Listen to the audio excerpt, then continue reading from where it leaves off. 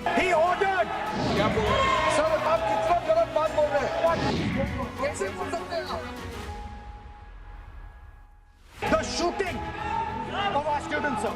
लेकिन राहुल गांधी जी, आप माफी मांगिए, ये ठीक बात नहीं है। और मैं आप सभी से ये अपील अपने पक्ष से करना चाहता हूं कि इस समय आप शांत रहिए, उनकी बात सुनिए। माननीयों की भाषा हुई है घोर निराशा। He ordered the students of India to be shot. क्या बोल रहे हैं सर? आप कितना गलत बात बोल रहे हैं? आप कल्पना कर सकते हैं? और इसने ऑर्डर किया, कैसे बोल सकते हैं आप? शब्दों का वार, कैसा संसदीय व्यवहार। कि किसके ऑर्डर पे पुलिस ने बच्चों पर, छात्रों पर, युवाओं पर इस तरह का व्यवहार किया है? अखिलेश जी, आप जो बता रहे हो अलग बात है। राहुल जी ने ये नहीं कहा, उन्होंने सीधा नाम लेके कहा। मर्यादा या राजनीति, सियासी कूटनीति।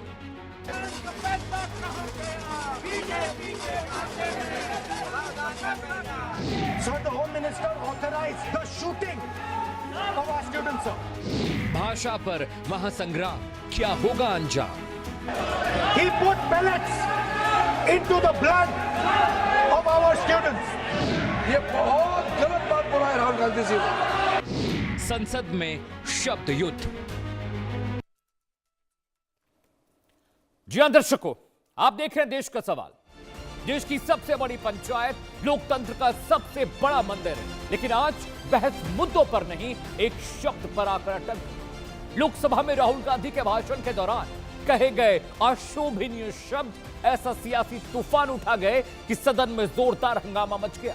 सत्ता पक्ष ने इसे संसद की गरिमा पर सवाल बताया, जबकि विपक्ष अपने रुख पर कायम रहा। सवाल बड़ा है, क्या संसद में राजनीतिक हमला करते करते भाषण की मर्यादा टूट रही है, या ये सिर्फ सियासी रणनीति का हिस्सा है? संसद की कार्रवाई पर हम टैक्स पेयर से कितना पैसा जाता है, अगर मैं आपको यह बताऊं तो आपके पैरों तले जमीन खिसक जाएगी। संसद की प्रति मिनट कमाई पर लगभग 2.5 लाख यानी 2.5 लाख रुपए, प्रति घंटा कार्रवाई पर 1.5 करोड़ और पूरे दिन की कार्रवाई पर 9 करोड़ रुपए स्वाहा हो जाते हैं। लेकिन हमारे नेता मुद्दों पर बहस के बजाय फिजूल की भाषागत लड़ाइयों में शामिल हो जाते हैं। जरा राहुल गांधी और किरण रिजिजू साहब को सुनिए, सदन में बिल पर बहस के दौरान दोनों ने क्या कहा। The Home Minister authorized the shooting of our students, sir. He put pellets into the blood of our students. He ordered the students of India to be shot. क्या बोल रहे हैं? इतना गलत बात बोल रहे हैं। आप कल्पना कर सकते हैं? आप बिना सोच समझ करके जो इस्तेमाल कर रहे हैं, और किसने फायरिंग का ऑर्डर दिया? What is going on? कैसे बोल सकते हैं आप? कितना गलत बात करते हैं, ऐसा मत बोले। राहुल गांधी जी, आप नेता प्रतिपक्ष हैं, गंभीरता से बात बोलना चाहिए। आप बिना तर्क करके यहाँ ऐसा बात करते हैं, ये ठीक नहीं है सर। अभी तुरंत आप किस बेसिस पे ये बयान दिया है? किस बेसिस पे आपने ये बयान दिया, बताइए। किसने आपको बताया और किस तर्क के साथ आप ये बयान दिया है?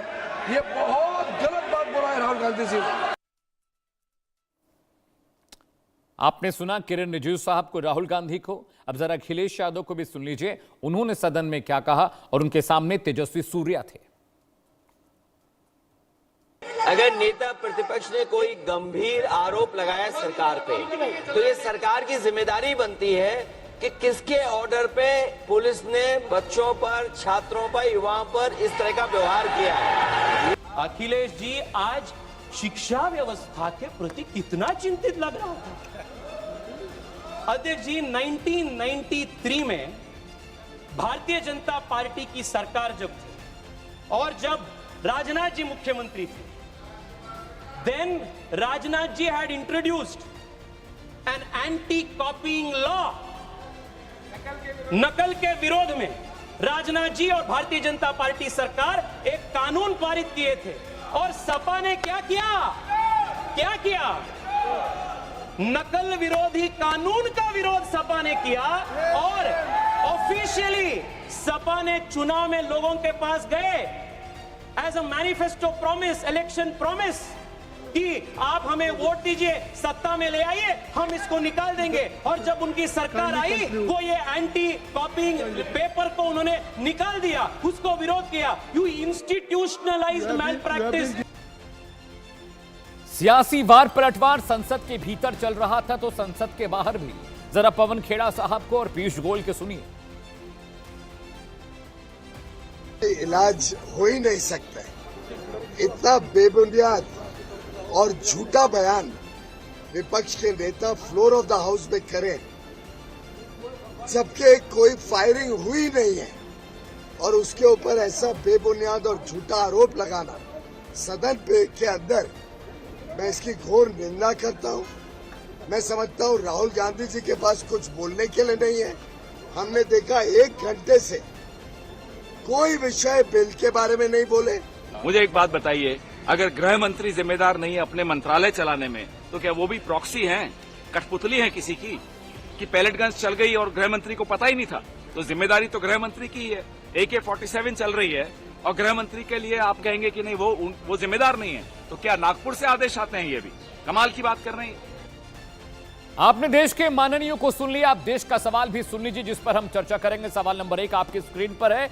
क्या सदन में असंसदीय शब्दों का इस्तेमाल लोकतांत्रिक मर्यादा के खिलाफ है? सवाल नंबर 2 जिस पर मैं अपने पैनल से चर्चा करूंगा, क्या राहुल गांधी को असंसदीय शब्द के इस्तेमाल पर सदन से माफी मांगनी चाहिए? सवाल नंबर 3, क्या राजनीतिक बहस अब व्यक्तिगत टिप्पणी तक पहुंच गई है, सीमित हो गई है? सवाल नंबर 4 जिस पर चर्चा जरूर होनी चाहिए, संसद में भाषा की मर्यादा तय करने की जिम्मेदारी किसकी है, लोकसभा स्पीकर या हमारे सांसदों की, जो हमारे प्रतिनिधि बनकर संसद में जाते हैं?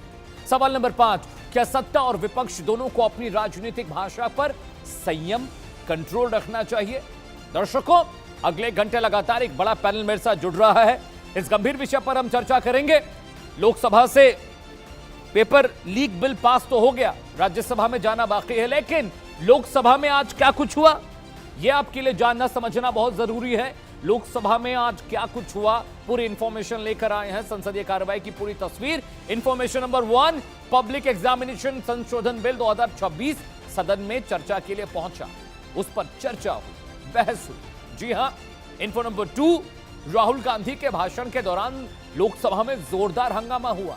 किरण रिजिजू बार बार राहुल गांधी को उनके शब्दों के लिए बार बार बोलते रहे। इन्फो नंबर 3, भाषण में गलत शब्द के इस्तेमाल पर सत्ता पक्ष ने कड़ी आपत्ति जताई, बीजेपी सांसदों ने हंगामा किया राहुल गांधी के बयान पर। इन्फो नंबर 4 आपकी स्क्रीन पर आने जा रहा है। किरण रिजिजू ने राहुल गांधी से शब्द वापस लेने और सदन से माफी मांगने की बात कही, जो 2 शब्द उन्होंने इस्तेमाल किए थे जो संसद के रिकॉर्ड से भी हटा दिए गए। Info number 5 is on your screen. रक्षा मंत्री राजनाथ सिंह ने भी संसद की गरिमा बनाए रखने की बात कही और उन्होंने कहा कि राहुल गांधी को बोलने दीजिए। इन्फो नंबर 6 आपकी स्क्रीन पर। विपक्ष और सत्ता पक्ष के बीच तीखी नोकझोंक के चलते सदन में हंगामा हुआ, आखिरकार पेपर लीक बिल पास हो गया। जी हां, अगले ग्राफिक्स पर आते हैं। आज पूरे दिन राज्यसभा लोकसभा में हंगामा होता रहा।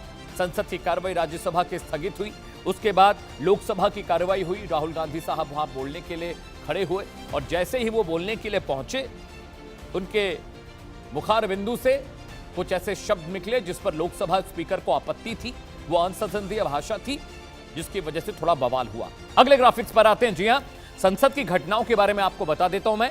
जी हां, आज संसद में कुछ अहम घटनाएं हुई, उसकी तस्वीर भी मैं आपके लिए लेकर आया हूं, उसकी डिटेल भी मैं लेकर आया हूं। स्क्रीन पर आपको वो डिटेल, वो ग्राफिक्स मैं दिखाऊंगा, समझाऊंगा, बताऊंगा, पढ़ के बताऊंगा कि क्या था लोकसभा की कार्रवाई की अहम घटनाएं क्या है। आपकी स्क्रीन पर वो ग्राफिक्स आने जा रहे हैं दर्शकों, और उसके जरिए हम आपको बताएंगे कि आज संसद की कार्रवाई में क्या क्या हुआ। लोकसभा में पास तो हो गया पेपर लीक बिल, लेकिन उस पर हंगामा बहुत बरपा। जी हां, घटना नंबर 1 क्या थी? राहुल गांधी का तीखा भाषण। विपक्ष के नेता राहुल गांधी ने नीट पेपर लीक और छात्रों के विरोध प्रदर्शन का वहां पर मुद्दा उठाया। जी हां, इस मुद्दे पर वो बोलते रहे। घटना नंबर 2, संसद में असंसदीय भाषा पर हंगामा हुआ। राहुल गांधी की भाषा पर बीजेपी सांसदों ने कड़ा विरोध जताया और शोर शराबा शुरू हो गया। संसद की कार्रवाई नहीं चलने दी गई। जी हां, अगले ग्राफिक्स पर आते हैं। घटना नंबर 3, किरण रिजिजू ने माफी मांगी और कहा कि माफी मांगनी चाहिए राहुल गांधी को। संसदीय कार्य मंत्री किरण रिजिजू ने राहुल गांधी से कहा कि वो ऐसे शब्द वापस लें और सदन से अपने कहे गए शब्दों के लिए माफी मांगे। घटना नंबर 4 जो आज लोकसभा की कार्यवाही के दौरान हुई, राजनाथ सिंह ने आपत्ति जताई। रक्षा मंत्री राजनाथ सिंह ने भी आपत्ति जताई और कहा कि संसद में मर्यादित भाषा का प्रयोग होना चाहिए। जी हां, अगले ग्राफिक्स पर आते हैं। आपको मैंने ये घटनाएं बता दी, राहुल गांधी के बयान पर किस तरह से बवाल मचा। मैंने आपको बताया कि किरण रिजिजू ने राहुल गांधी से माफी मांगने की बात कही। राजनाथ सिंह साहब आए, उन्होंने भी कहा कि सदन चलने दीजिए, राहुल गांधी को बोलने दीजिए। उन्होंने कहा कि गरिमा का ख्याल रखें। अगले ग्राफिक्स पर आते हैं। लोकसभा से पेपर लीक संशोधन बिल पास तो हो गया, लेकिन बिल की बड़ी बातें क्या आपको पता है? बड़ी बात आपको बता रहे हैं, सजा बढ़ाई गई। पहले 3 से 5 साल तक की जेल थी, प्रस्ताव कम से कम 5 और अधिकतम 10 साल की जेल होनी चाहिए। लोकसभा में पेपर लिंक संशोधन बिल जो पास हुआ, उसकी बड़ी बातें मैं आपको बता रहा हूं। बड़ी बात 2, जुर्माना 5 गुना बढ़ेगा। पहले अधिकतम 10 लाख का था, अब प्रस्ताव इसे करीब 50 लाख रुपए तक का करने की बात कही गई है, जो संशोधन बिल पास हुआ है लोकसभा में। इसके अलावा बड़ी बात 3, स्पेशल टास्क फोर्स यानी एसटीएफ बनाने की बात है। लीक मामलों की जांच के लिए विशेष टीम बनाई जाएगी। जी हां, ये जो मैं डिटेल आपको बता रहा हूं, लोकसभा से जो पेपर लीक बिल संशोधन बिल पास हुआ है, उसकी बड़ी बात है। बड़ी बात नंबर 4, फास्ट ट्रैक कोर्ट बनाने की बात हुई है। विशेष अदालतों का प्रावधान किया गया है ताकि फैसले जल्द से जल्द हो सके, स्टूडेंट का, जनता का नुकसान न हो। जी हां, जल्द फैसला होना चाहिए। बड़ी बात नंबर 5 आपकी स्क्रीन पर आने जा रही है। जी हां, सजा बढ़ाई गई और संशोधन किया गया, स्पेशल टास्क फोर्स बनाने की बात की गई। इसके अलावा वक्त पर इसको 3 महीने के अंदर निपटाने की बात कही गई। जुर्माने का प्रावधान भी बड़ा कर दिया गया। जी हां, बड़ी बात नंबर 6 क्या है? संगठित अपराध पर फोकस, गिरोह, बिचौलिए, सॉल्वर गैंग संस्थानों पर भी कार्रवाई की बात कही गई। आगे बढ़ते हैं, अगले ग्राफिक्स पर आते हैं। लोकसभा में असंसदीय शब्द, नियम क्या कहता है? जी हां, वो नियम जानने बहुत जरूरी है। इन्फो नंबर 1 आपकी स्क्रीन पर। लोकसभा के नियम 380 में असंसदीय शब्दों का प्रावधान है, उसमें ये बातें कही गई हैं।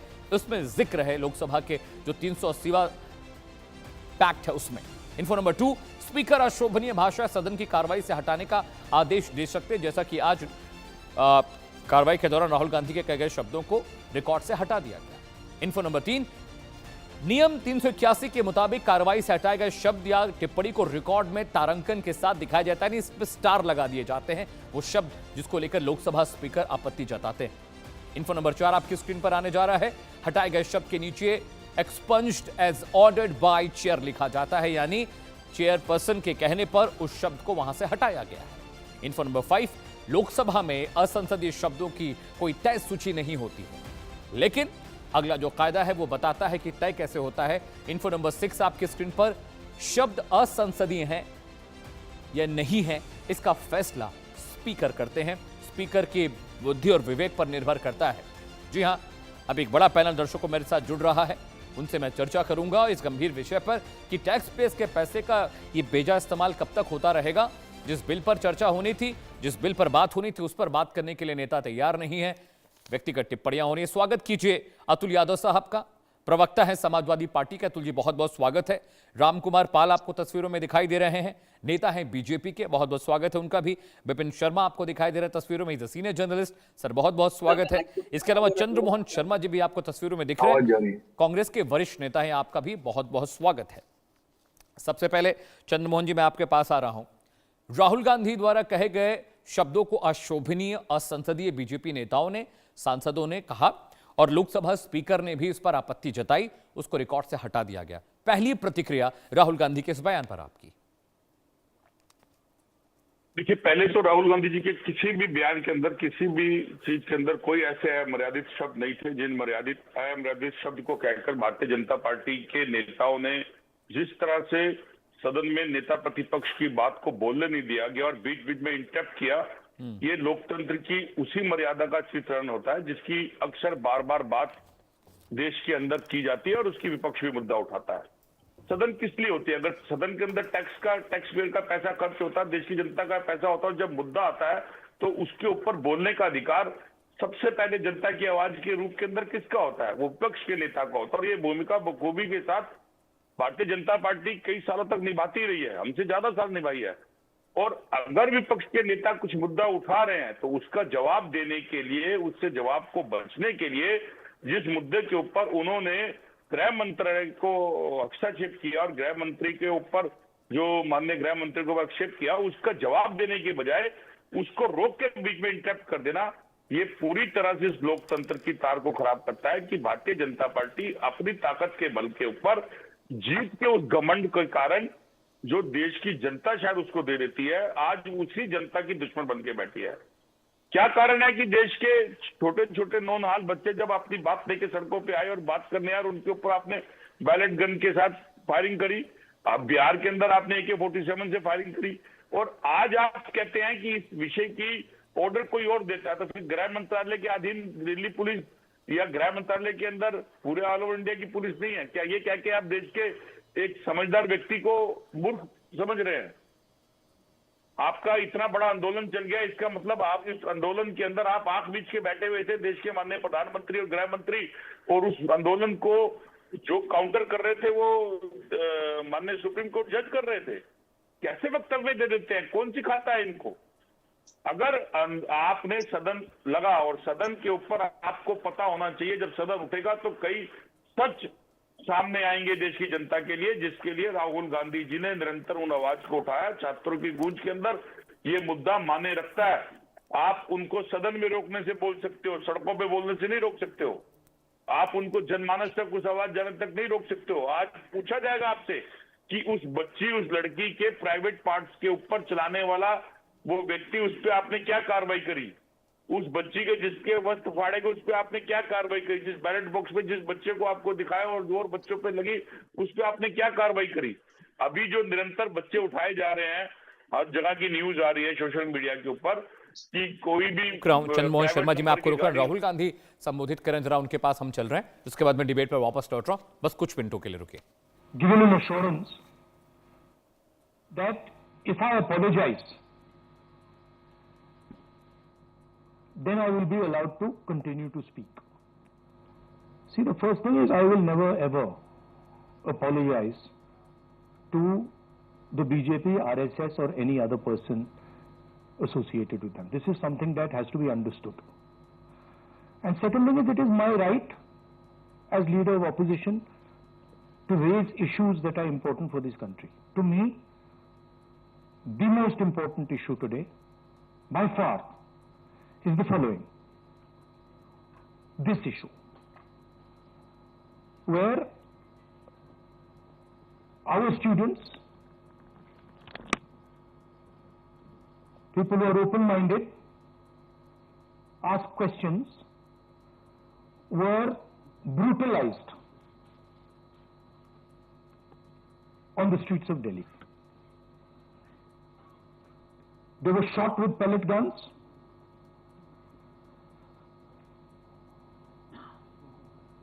One boy who was shot with pellet gun is most likely to lose his eye, cannot see. I have seen the medical certificate, AIMS medical certificate, where it shows that he is being shot by pellet guns. Shock weapons, not just normal lathis, lathis with nails. Where did the police get this idea from? Lathis with nails. Beating women and minors. You can see a police officer slapping a minor. And then these plainclothes officers, who we also saw when we were at Tian House, nobody knows who they are, where they come from. And so for me, the brutalization of our students, the beating of our students, the assault on our students is a fundamental issue, like it is for millions of people. It's an issue for the students themselves, who are being threatened today. Face recognition is being used against them. Bajrang Dal is being mobilized against them to frighten them so that they do not do this type of thing again. And so for me, this is a primary issue.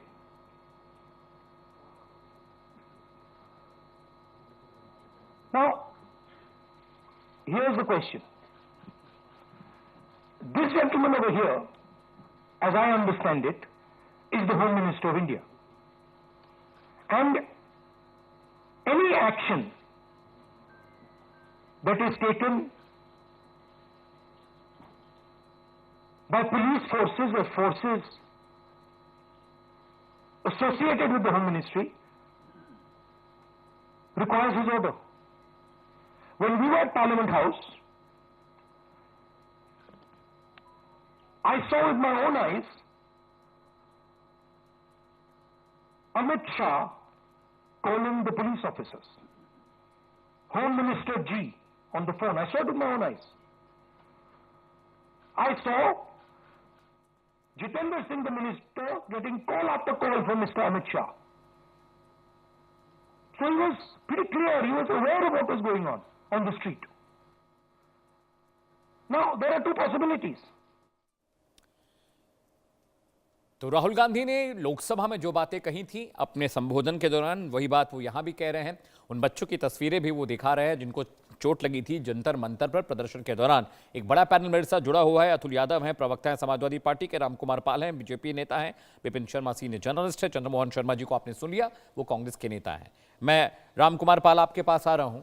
Rahul Gandhi बार बार ये कह रहे हैं कि बच्चों के साथ बर्बरता की गई, उन्हें पैलेट्स लगे, चोट लगी, और कुछ बच्चों की तस्वीरें भी वो दिखा रहे हैं। और सदन में भी राहुल गांधी ने जिन दो शब्दों का इस्तेमाल किया उसको लोकसभा की कार्रवाई से हटाया गया, लेकिन कांग्रेस कह रही है कि वो कुछ भी अशोभनीय और अपशब्द नहीं था, असंसदीय नहीं था। नमस्कार सभी पैनलिस्ट को। देखिए, सदन में कुछ कानून है, कुछ नियम है, और कोई भी व्यक्ति अगर कुछ भी करता है तो उसको ऑथेंटिक करना पड़ता है जी। अभी राहुल गांधी के इस बयान के ऊपर ही अखिलेश यादव ने कहा कि अगर वो मांग करते हैं आरोप की तो कोई ऐतराज नहीं। किरण रिजिजू ने वही जवाब दिया कि वो मांग नहीं कर रहे हैं, वो कह रहे हैं कि अमित शाह जी ने ऑर्डर दिया पैनल गन चलाने के लिए, तो इसकी ऑथेंटिसिटी क्या है। वहीं पे जितेंद्र सिंह ने कहा है कि हर चीज में मजिस्ट्रेट होता है, और ये जो दिल्ली पुलिस है कुछ हद तक दिल्ली सरकार को भी सौंपा गया है कुछ दिनों पहले, कुछ महीनों पहले। लेकिन हाँ, जांच की मांग करना ये हर सांसद का नैतिक अधिकार है, ये जांच की मांग कर सकते हैं। जैसे अखिलेश जी ने शब्द वापरे वही शब्द राहुल गांधी भी वापर सकते हैं, लेकिन वो सीधे सीधे कह रहे हैं कि अमित शाह गृह मंत्री ने आदेश किया, इसकी ऑथेंटिसिटी तो दिखानी पड़ेगी ना। कल भी जब प्रियंका गांधी ने कुछ शब्द वापरे तो स्पीकर ने इसको स्टोर किया, इसकी ऑथेंटिसिटी देखेंगे, फिर इसको उसमें रखेंगे या डिलीट करेंगे। होता क्या है, शब्द रखना या डिलीट करना।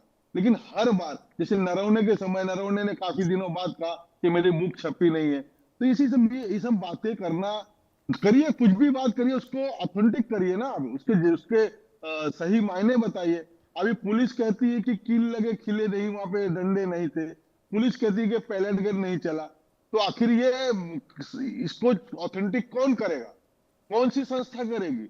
वहां आरएफ और एक ही सिर्फ इनका बात दिख रहा है कि सिर्फ विद्यार्थी तो थे नहीं, आपने भी देखा होगा 2873 गंभीर आरोपों के व्यक्ति वहां पर फिक्सिंग की गई है। एक रहीम करके सांसद दिल्ली हाईकोर्ट भी चले गए, वहां से भी उनको रिजल्ट नहीं मिला। सुप्रीम कोर्ट ने भी कहा कि 18 साल के जो नीचे बच्चे हैं उनके ऊपर कोई कार्रवाई नहीं हो। और जेपी नड्डा जी भी ने कहा जो नीट के विद्यार्थी हैं, जो नीट एग्जाम दिए हैं या नीट एग्जाम में फेल हुए, वहां उपस्थित है, आई कार्ड दे, किसी बच्चों को शिक्षा, बच्चों को अरेस्ट नहीं होगा, कोई केस नहीं होगी। लेकिन जो हिंसा की, जो गुंडागर्दी की, जो 190 पुलिस वालों को मारे, मीडिया कर्मियों को मारे, उसको भी एक तरफा एक छात्रों के नाम पे छोड़ देना, ये कौन से संविधान में लिखा, ये कौन सी सही बात है साहब। सारे को छात्र बोले, वहां पे 18-19 दिन 500 से लेके 200 से लोग ही थे। अंतिम दिन 35,000 अचानक कहां से और कौन थे, इसकी क्या जांच नहीं होनी चाहिए, जांच की मांग नहीं करनी चाहिए। हम तो ये नहीं कह रहे कि कांग्रेस के कार्यकर्ता थे, हम तो ये नहीं कह रहे कि सपा के कार्यकर्ता थे, हम तो ये नहीं कह रहे कि चंद्रशेखर रावण के कार्यकर्ता थे, जांच की मांग करें। और दूसरी बात ये कह रहे हैं कि वो आरएसएस बीजेपी के कार्यकर्ता थे। अरे भाई, तो आरएसएस बीजेपी के कार्यकर्ता अरेस्ट हो रहे, तो आपके सर में दर्द क्यों हो रहा है, आपके पेट में दर्द क्यों हो रहा है? अरेस्ट होने दो ना आरएसएस बीजेपी कार्यकर्ताओं को। और आपके पास भी अगर कोई प्रूफ है तो आप एक दिल्ली पुलिस कमिश्नर को मेल पे दे सकते हो, वहां पे आपके कार्यकर्ता है, वार्ड है, रामकुमार पाल जी, ठीक है, पॉइंट टेकन। इससे पहले कि मैं विपिन जी के पास जाऊं, अतुल यादव, मैं आपके पास आ रहा हूं। अखिलेश यादव ने एक बात कही थी कि इमरजेंसी में जो कुछ हुआ वो दिखाई दे दिया, तो क्या अखिलेश यादव के बयान कभी लगता है कि वो कांग्रेस के साथ खड़े हैं, कभी लगता है वो कांग्रेस के खिलाफ बोल रहे हैं, कभी वो बीजेपी के कुछ बातों पर टिप्पणी करते हैं तो उसी में कांग्रेस की पुरानी बातों का भी जिक्र कर देते हैं। आपका स्टैंड क्या है स्टूडेंट को लेकर, अतुल यादव? देखिए, समाजवादी पार्टी और समस्त विपक्ष जो है वो युवाओं के साथ में है और युवाओं के साथ खड़ी नजर भी आई। समाजवादी तो पूरे तौर पे युवाओं के साथ खड़ी नजर आई। जब जंतर मंतर पर युवा अपना जो मार्च लेकर चले थे, उसमें हमारी सांसद, हमारी पार्टी की सांसद माननीय डिंपल यादव जी, प्रिया सरोज जी, अन्य हमारे सांसदगण, धर्मेंद्र यादव जी, विभिन्न सांसद आपने देखे भी होंगे और चलाया भी आप लोगों ने न्यूज चैनल पर। तो रही बात, हम युवाओं के साथ में है, छात्रों के साथ में, जो छात्राओं की परेशानी है उसके साथ में है। अब रही बात, आपने एक क्वेश्चन किया कि जो हम लोग कहां खड़े हैं। हम लोग देश के युवाओं के साथ खड़े हैं और भारतीय जनता पार्टी ने जो तानाशाही वाला रवैया अपनाया है उसको युवाओं ने झुकाया है। रही बात, भारतीय जनता पार्टी जो है कभी स्वीकार ही नहीं करती कि जो वहां पर छात्रों के साथ बर्बरता हुई वो किसने कराई, उसके लिए कौन दोषी है। किसी अधिकारी पर अभी तक कार्रवाई तक नहीं करा पाए। कहीं ना कहीं भारतीय जनता पार्टी इन चीजों से भागती है और तानाशाही जो है वो दिखाती है। और रही बात, युवाओं ने तो झुका दिया ना भारतीय जनता पार्टी को, देना पड़ा ना इस्तीफा धर्मेंद्र प्रधान जी को। धर्मेंद्र प्रधान जी को अगर ये आंदोलन और चलता तो माननीय प्रधानमंत्री जी को इस्तीफा देना पड़ जाता, क्योंकि माननीय ये तानाशाही वाला देश नहीं है। ये जो भारतीय जनता पार्टी का जो शासनकाल है तानाशाही वाला, इसको अब समझ में आया कि देश लोकतांत्रिक व्यवस्था से चलेगा, तानाशाही से नहीं चलेगा। जनता की आवाज ये लोग तानाशाही से नहीं दबा सकते। समाजवादी पार्टी जो है और विपक्ष सब मिलकर के युवाओं के साथ खड़े हैं। रही बात जो लोकतांत्रिक भाषा शब्दावली, वहां होता क्या है, लोकसभा में कई बार जो विपक्ष है, समस्त विपक्ष में से जो हम लोग बोलते हैं या हमारे नेतागण बोलते हैं, उन्हें बोलने नहीं दिया जाता है। अगर माननीय राहुल गांधी जी ने कोई चीज बोली है तो उसकी जांच करा लेनी चाहिए। अब जांच जब होगी तो सामने आ जाए तो क्यों जो सत्ता पक्ष भागता क्यों है? सत्ता पक्ष को तो भागना ही नहीं चाहिए। बताएं कि किस अधिकारी के द्वारा ऐसी जो है पायलट गन चलाने का आदेश दिया गया। ये जो छात्राओं पे बर्बरता पूर्वक जो बहुत बड़ा बल प्रयोग किया गया, जिसको माननीय चीफ जस्टिस जो मतलब जो हमारी लोक सबसे सर्वोच्च अदालत है, तो उन्होंने भी कहा कि हम लोकतंत्र में हैं, किसी की भी आंदोलन को अगर शांतिपूर्वक कोई अपनी बात रखने के लिए आगे बढ़ रहा है या कर रहा है, उनको दबाया नहीं जा सकता। लोगों को अपनी बात रखने का पूरा अधिकार है। तो कहीं ना कहीं कुछ चीजें ऐसे टकराव में ला करके समय खराब किया जा रहा है और विशेषकर सत्ता पक्ष द्वारा खराब किया जा रहा है। मूल बातें आनी चाहिए। बच्चों पर या छात्रों पर किसने गोलियां चलाई, किसने पे पैलेट गन चलाई, ये बात सामने आनी चाहिए। कुछ लोगों को नुकसान पहुंचा है और ये गंभीर। अब आपने एक बात इमरजेंसी वाली कही, मैंने भी इमरजेंसी नहीं देखी, हमने किताबों में पढ़ा। रही बात इमरजेंसी जैसी स्थिति, तो परसों नरसों जब हमने ये जो घटना देखी 20 तारीख को किस प्रकार से लाठीचार्ज हुआ, वो क्या इमरजेंसी से कम थोड़ी ना था। यही तो हमारे माननीय राष्ट्रीय अध्यक्ष जी ने कहा कि इमरजेंसी से भी खतरनाक था। बिजली का करंट लगाए जा रहे हैं, मारा पीटा जा रहा है, पैलेट गन चलाई जा रही है। ये क्या, ये क्रूरता नहीं है, ये क्रूरता, ये बहुत बड़ी क्रूरता है और इसको कोई भी सब देश में स्वीकार नहीं किया जा सकता। हम लोकतांत्रिक देश में, हमने आजादी, हम लोग आजाद देश में हैं, हमें अपनी बात रखने का पूरा अधिकार है और देश में। ठीक है अतुल जी, मैं आ रहा हूं। विपिन सर, मैं आपके पास आता हूं। राहुल गांधी फिर से कुछ बोल रहे हैं, मैं कुछ उनका थोड़ा बयान दिखा दूं, फिर मैं आता हूं। विपिन जी, फिर आपका रिएक्शन लूंगा मैं। राहुल गांधी बोल रहे हैं। तो the last call is the Home Minister and the Prime Minister. We know that. तो either the Home Minister इन्होंने ऑर्डर किया युवाओं को मारने का ऑर्डर, लाठी चलाने का ऑर्डर, पैलेट गन का यूज का ऑर्डर, या फिर उनको मालूम ही नहीं था। होम मिनिस्ट्री चल रही है, अमित शाह जी कुछ और कर रहे हैं, होम मिनिस्टर को मालूम नहीं कि भैया किसी ने पैलेट गन चला दी, किसी ने मतलब लाठी मार दी, वो किसी और दुनिया में थे। यही दो पॉसिबिलिटीज हो सकती हैं, तीसरी तो हो ही नहीं सकती। तुम्हारा कहना है आइदर पॉसिबिलिटी, इनको जाना है, इनको हटाया जाना चाहिए। आप देखिए, पार्लियामेंट में आ नहीं पाए, लोकसभा में आ नहीं पाए। पहले बड़ी बड़ी बातें होती थी, अमित शाह दिस, अमित शाह दैट। लोकसभा के अंदर अमित शाह घुस नहीं पाए। क्यों? He is guilty. अगर गिल्टी नहीं होते तो 2 मिनट में आके जवाब दे देते। तो that is why we are saying इनको जाना है। हिंसा किसने की? दिल्ली पुलिस ने की। दिल्ली पुलिस किसको रिपोर्ट करती है? एमएचए को, होम मिनिस्टर को। और दूसरी साइड आरएएफ ने की। आरएएफ सीआरपीएफ को रिपोर्ट करता है और सीआरपीएफ एमएचए को रिपोर्ट करता है। तीसरी पार्टी ने दिल्ली में हिंसा नहीं की है। दिल्ली पुलिस ने की है और आरएएफ ने की है। एंड बोथ ऑफ देम, दोनों होम मिनिस्टर को रिपोर्ट करते हैं।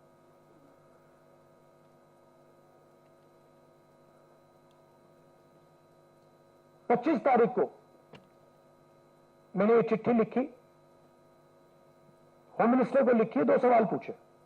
पहला सवाल, एज होम मिनिस्टर आपने लीथल फोर्स पेलेट गन्स का अप्रूवल दिया, हां या ना? और दूसरा सवाल, ये जो प्लेन क्लोज में लोग दिख रहे हैं, जो लाठियों से मार रहे हैं लोगों को, युवा को, ये हैं कौन? कहां से आए? क्या ये पुलिस वाले हैं या ये कोई और है? सवालों का जवाब नहीं मिला, चिट्ठी का रिप्लाई नहीं आया, चिट्ठी का एक्नॉलेजमेंट भी नहीं हुआ।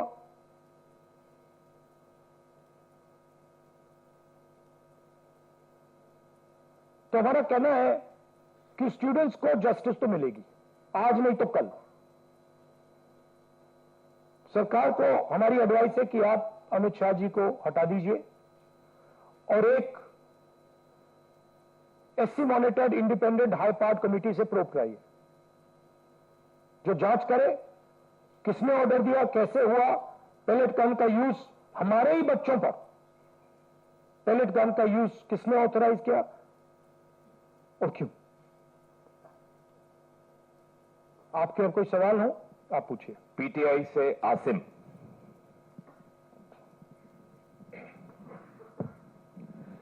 So when the students called off the protest, one of their demands was that no action will be taken against the students. But FIRs are being filed, and there are reports of their harassment. So how do you plan to take that forward? How do you plan to take it up? I am doing this press conference right now. Vipin Sharma ji के पास और विपिन जी, मैं 2 सवाल आपसे पूछूंगा। पहला सवाल मेरा ये कि जो एग्रेसिव पॉलिटिक्स की राह पर राहुल गांधी निकल गए हैं, क्या उससे आप कांग्रेस को फायदा होता देख रहे हैं? क्योंकि सभी प्रवक्ताओं से मैंने बात करी। दूसरा, लोकसभा स्पीकर से बड़ा तो कोई है नहीं लोकसभा के अंदर। अगर लोकसभा स्पीकर ने किसी शब्द पर आपत्ति जताई है तो one should respect that. Vipin ji. बिल्कुल अमित जी, इसमें कोई दो राय नहीं है कि लोकसभा के जब स्पीकर एक बात बोल रहे हैं या आपत्ति जता रहे हैं तो वो तो बिल्कुल उसमें तो कोई किंतु परंतु नहीं होना चाहिए। और यहाँ पर जब भी कोई अमर्यादित भाषा बोली जाती है, सशस्त्र भाषा बोली जाती है, तो उस पर आपत्ति होना स्वाभाविक है। और यहाँ पर एक तरफ अगर बात करें कि लोकतंत्र में विपक्ष की आवाज बुलंद होनी चाहिए, कि ऐसा नहीं है कि कोई महिमा मंडन करने के लिए बैठा है तो सरकार को आईना भी दिखाएगा, उनकी खामियां उजागर करेगा। लेकिन साथ साथ भूलना नहीं चाहिए कि अगर यहाँ पर हंगामे के बीच अगर कीमती समय बर्बाद होता है तो उससे नुकसान एक आम आदमी का होता है, वोटर का होता है, जिसने पूरा भरोसा जताया नेताओं पर, जिस भी राजनीतिक दल से ये इनका नाता हो।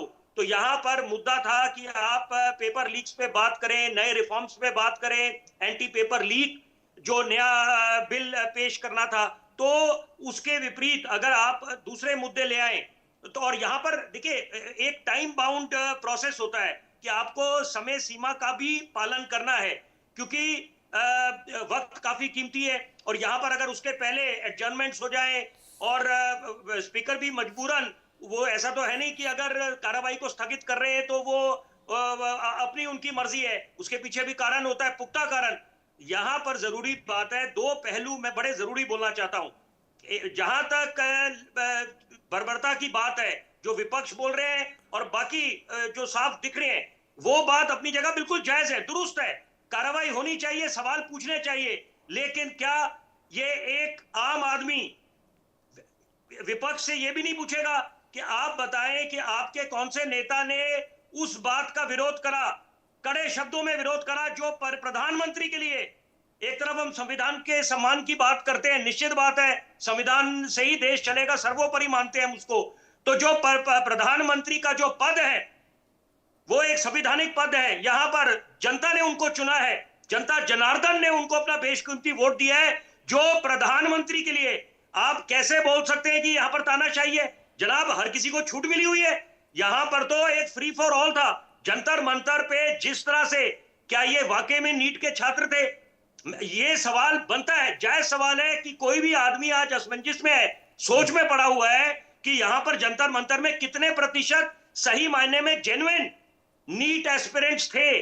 बिल्कुल बात है, और वही बात सरकार की तरफ से सामने उभर के आ रही है कि जहां तक कि जो जेन्युइन स्टूडेंट्स हैं उनके खिलाफ तो कार्रवाई वैसे भी नहीं बनती, भले ही उन्होंने आंदोलन में भाग लिया या नहीं लिया या किसी तरह के कोई अभद्र भाषा बोली, लेकिन जो जेन्युइन स्टूडेंट्स नहीं है उनके खिलाफ क्या कार्रवाई बनती नहीं है? और खासतौर पे अगर हिंसा पे उतर गए थे, तोड़फोड़ करी है, और जो कुछ वीडियो सार्वजनिक हुए हैं उसका किसी भी तरह से दृष्टिकोण से क्या कोई उसको जायज बोलेगा? कोई भी विपक्ष का नेता?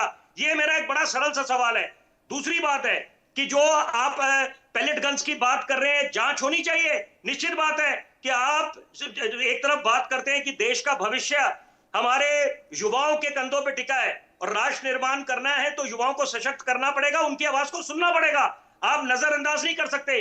सिस्टम में पारदर्शिता लाने की आवश्यकता है, रिफॉर्म्स की आवश्यकता है।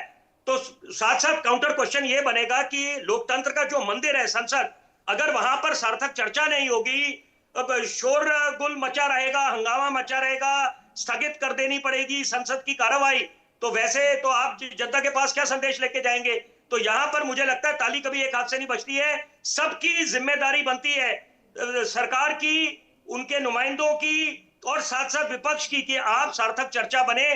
कम से कम जो छात्रों से जुड़ा मुद्दा है, 100 बातों की एक बात, वहां पर राजनीति से ऊपर उठकर, अपने अहम से ऊपर उठकर यहां पर सोच उस दिशा में जानी चाहिए। और मैं 2 कदम और आगे जाऊंगा। पत्रकारिता में अमित जी जीवन खपाया मैंने, मैं एक बात बोलूंगा जो बोलते हुए मुझे बड़ी चिंता हो रही है। मैं अपने पिताजी जो फौजी हैं, 92 वर्ष के, 92 ईयर ओल्ड, उनसे मैं चर्चा कर रहा था तो वो मुझे बोल रहे थे कि जो माहौल चल रहा है वो निश्चित बात है चिंताजनक है। आप और किसी की बात ना सुने, मेरी भी बात को नजरअंदाज कर दें।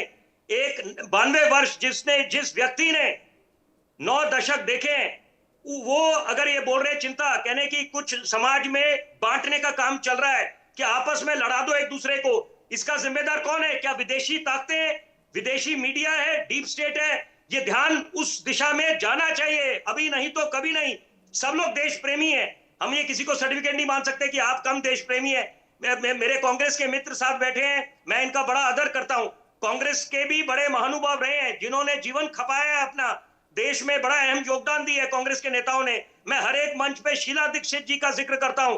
दिल्ली में जो विकास हुआ है उसका निस्संदेह श्रेय शीला दीक्षित जी की सरकार को जाता है, उनकी सोच को जाता है। लेकिन साथ साथ इस समय सोच जानी चाहिए, संकल्प ये होना चाहिए, मकसद एक होना चाहिए कि अगर विदेशी ताकतें आप सरकार को घेरे, बिल्कुल बात है, वो आपका हक बनता है, लेकिन विदेशी ताकतें जो उनके नापाक मंसूबे हैं उनको सफल नहीं होने देना, उस पर पानी फेरना है। क्योंकि यहां पर ये बड़ा खतरनाक, ये एक षड्यंत्र सा ऐसा लग रहा है, क्योंकि जो अनुमान लगाया जा रहा है, आशंकाएं हैं, ये बेबुनियाद नहीं है। इसको मद्देनजर रखते हुए यहां पर सबको अपनी भूमिका निभानी पड़ेगी।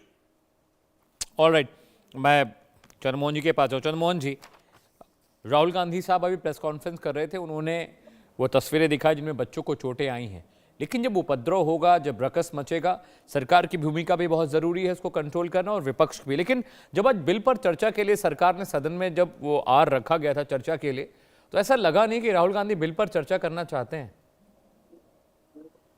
देखिए अमित जी, मैं आपकी बात का भी जवाब दूंगा और अपने हमारे मित्र हैं उनकी बात का भी उनको जो उन्होंने बोला। देखिए अभी आपने बोला कि चर्चा हो रही थी, और चर्चा किस विषय पे हो रही थी? चर्चा तो सरकार करना ही कहाँ चाहती है। नेता विपक्ष ने जब चर्चा का विषय उठाया, जिस नीट पेपर के साथ, जिन छात्रों के साथ, जिन देश की हमारी बेटों के साथ अभद्रता हुई, उस विषय को आगे लेके आया, और उसका तो सरकार करी हमें पता ही नहीं है। और सरकार ये कह रही है कि सरकार प्रेशर किस पे खड़ा हुआ? गृह मंत्रालय के ऊपर। गृह मंत्रालय के प्रेषण के लिए गृह मंत्रालय दोनों दिन की हाजिरी के अंदर नहीं है, माननीय गृह मंत्रालय नहीं है, माननीय प्रधानमंत्री जी नहीं है। और इतना बड़ा बवंडर मच गया, जैसे मेरे राजनीतिक विशेषज्ञ बोल रहे हैं कि इनकी नजर में भी है कि वहां पर कुछ भारतीय असामाजिक तत्व आ गए। तो फिर ऐसी सरकार क्या करनी देश के अंदर जो इतना बड़ा बवंडर इकट्ठा करवा दे और उसके ऊपर गृह मंत्री जवाब देने भी ना आए और जो है गृह मंत्री ये भी ना माने कि इसके अंदर जो अच्छा बुरा है वो हमारा है, क्योंकि भारतीय जनता पार्टी को मीठा मीठा गपगप और कड़वा कड़वा थू थू करने की आदत है। बिल्कुल ठीक कह रहे हैं, उनका दर्द वाजिब है कि कीमती समय बर्बाद होता है और कीमती समय के साथ साथ कीमती पैसा भी बर्बाद होता है। तो अगर सदन में चर्चा थी, नेता विपक्ष जब आए थे तो क्या नेता विपक्ष आकर आदरणीय नरेंद्र मोदी जी की वाहवाही करते, गृह मंत्री जी के लिए ताली बजाते? दोनों ने अपना दायित्व निभाया। राहुल गांधी जी ने, उन्होंने वो प्रश्न खड़े करे जो प्रश्न देश के जनमानस ने इस आंदोलन में देखे, जैन जी के, उस युवा के जिसके साथ अनैतिकता हुई। अनैतिकता मैं मानता हूं कि एक पार्ट और भी है जहां कर्मचारी एडमिनिस्ट्रेटर है, पुलिस वाला, उनके साथ भी हुई, लेकिन इसका जिम्मेवार कौन है? क्या हर डिसीजन पुलिस अधिकारी ले रहे थे? क्या उस पुलिस अधिकारी के डिसीजन के पीछे कोई और नेतागण जो गृह मंत्रालय संभाले हैं वो नहीं थे पीछे? क्या भारतीय जनता पार्टी इस बात को कहना चाहती है कि आज इस लोकतंत्र के अंदर जो ऑफिशियल्स आई है उसके अंदर लोकतंत्र के द्वारा चुना गया हुआ देश का प्रधानमंत्री, गृह मंत्री, डिफेंस मिनिस्टर, उसका कोई रोल नहीं है? तो फिर कारगिल के अंदर वाहवाही क्यों करी थी?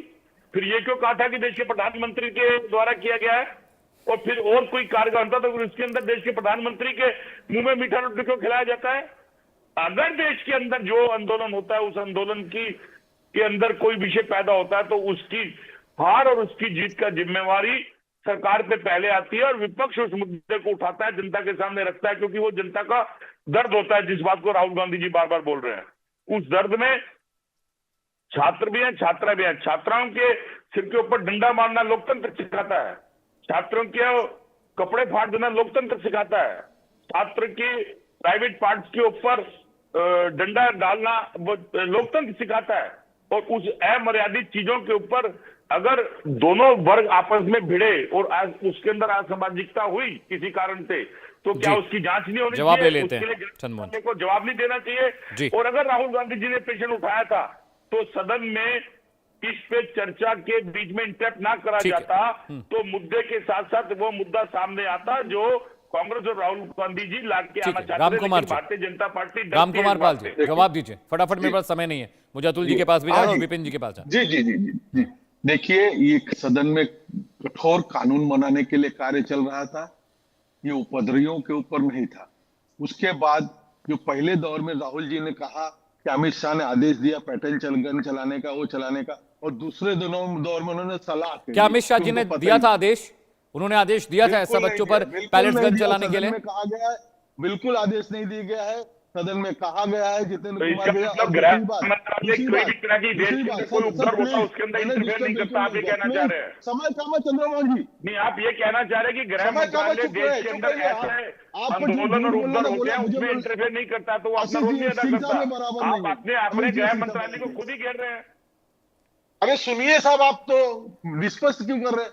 और दूसरी बात थी कि राहुल जी का तो बताया पहला दौर और दूसरा दौर, ये मेरे चैनल के देश के सवाल के श्रोता समझे। और दूसरी बात, सदन के अंदर जो बिल रखता है उसी पे वो जवाब देता है। तो यहाँ पे बिल क्या अमित शाह ने रखा था? ये सदन की परंपरा है। और जो आप तीसरी बात उन्होंने कही कि पुलिस, आरएफ और यही जवाबदार है, तीसरा कोई जवाबदार नहीं। तीन चीजों का जवाबदार उसने सरकारी कर्मचारियों को कहा। तो वहां क्या इन नेताओं के मुंह में टेप लगी है कि 190 पुलिसकर्मी को नहीं मारा गया? इन नेताओं के मुंह में टेप लगी है कि वहां पत्रकारों को नहीं मारा गया? और इन नेताओं के मुंह में टेप लगी है कि 2873 ऑल राइट, ठीक है रामकुमार पाल, इससे पहले कि मैं जाऊं समाजवादी पार्टी के प्रवक्ता के बाद विपिन सर मैं आपके पास आ रहा हूं। What one should do sir? लड़के जो बच्चे निकले थे उनमें बहुत सारे क्रिमिनल्स हैं, रेप के आरोप है, पोस्को पे है और उनके कई पर हत्याओं के आरोप हैं। वो स्टूडेंट कैसे हो सकते हैं? और एक तस्वीर है, अभिजीत दीपिके चिल्ला रहे नहीं नहीं नहीं, और वहां पर पुलिस के एक सिपाही को मिलकर घेर कर लोग जंतर मंतर पर मार रहे हैं। एक ये एस्पेक्ट भी तो इसका है। अगर स्टूडेंट हमला कर रहे हैं, पुलिस पर मार रहे हैं, तो क्या पुलिस क्या अपनी हेलमेट उतारकर अपना खोपड़ी खोल के दे देगी कि भाई फोड़ लीजिए इसको? रैपिड एक्शन फोर्स के एक सिपाही को कैसे कूदे मारने के लिए वो लोग, तो पुलिस तो उपद्रव से बचाने के लिए थी रोड पे ना। अमित जी, जो हमारे संस्कार हैं, और मैं ये उम्मीद करता हूं सभी के ये संस्कार होंगे कि हम अगर कभी कोई फौजी गाड़ी देखते हैं तो यहाँ पर हम लोग खुद रुक जाते हैं। ये नहीं कि केवल एक एम्बुलेंस निकलने के लिए, क्योंकि यहाँ जब फौजी भाई ड्यूटी पे जा रहे हैं, वो देश सेवा में लगे हुए हैं, तो ये तो अंदर से आता है ये भावना। तो यहाँ पर फौज का सम्मान करना, जो फौजी भाई जिस तरह से देश के लिए जुटे हुए हैं, ये सुनिश्चित करने में कि हम लोग अपने घरों में चैन से रहें। और मैं खुद एक फौजी खानदान से आता हूँ।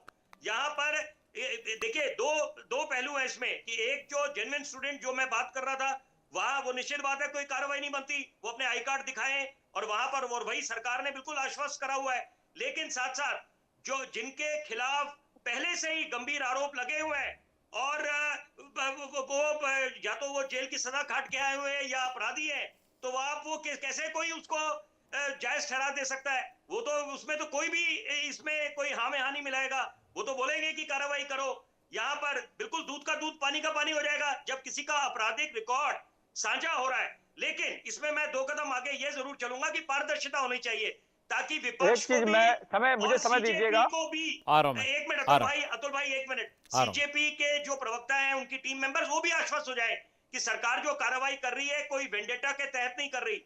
यहाँ पर अगर वाकई में किसी के खिलाफ आपराधिक मामले हैं, वो अपराधी हैं पहले से ही, और वो स्टूडेंट्स नहीं थे, वो एक तरह से उपद्रव बढ़ाने के लिए, आग में घी डालने के लिए पहुंचे यहाँ पर जंतर मंतर, तो निश्चित बात है फिर तो कार्रवाई बनती है।